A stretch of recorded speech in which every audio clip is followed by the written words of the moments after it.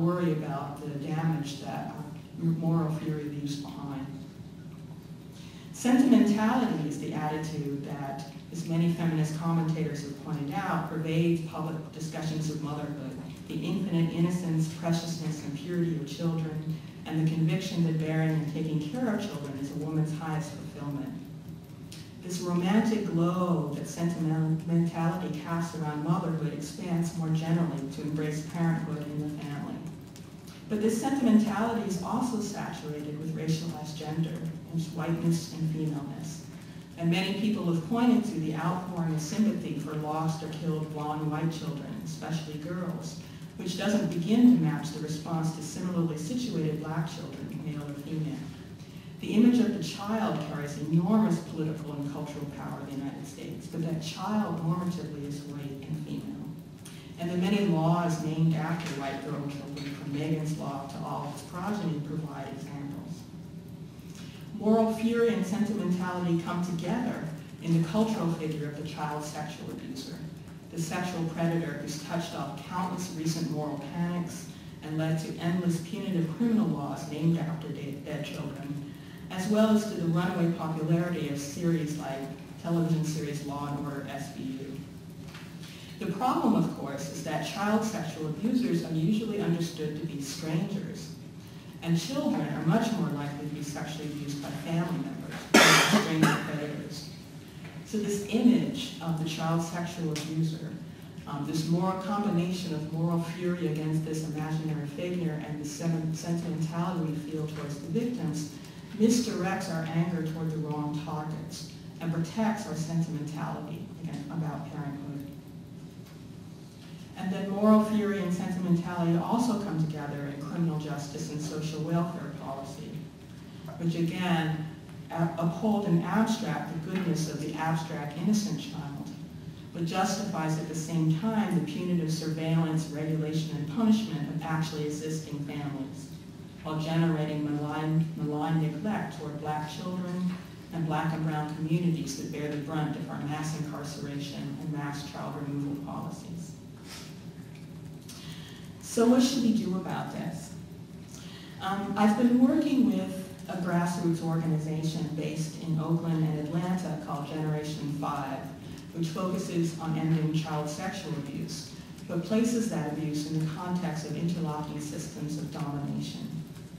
And the key interesting decision that the Generation 5 people have made is to conclude that the extent of state racist violence makes the state an unsuitable partner or target for anti-violence work.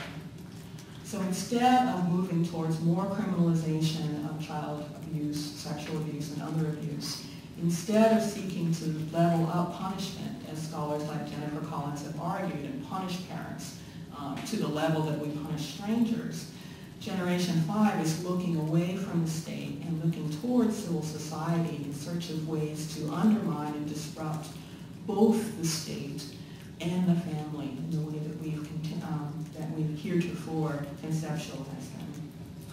Generation 5 is convening a study into action group of social workers, lawyers, healers, abuse survivors, and academics to work on developing anti-violence initiatives in civil society using models such as the restorative justice model to transform both the family and the state. One of its aims is to undermine the patriarchal private nuclear family.